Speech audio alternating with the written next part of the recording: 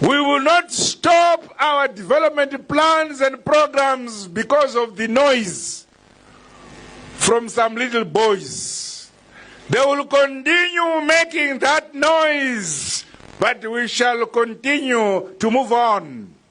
But I warn anybody who may want to be nonsensical and bring chaos in this country, we are ready for any chaos, to deal with any chaos.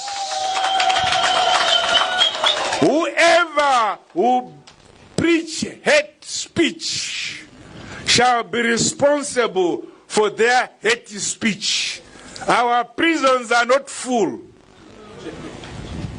We want peace. We want unity.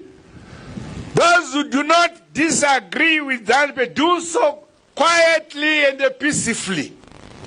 Then, tichafamba tose murugare no kuirana. Asukata mesha mkono tinokuveza.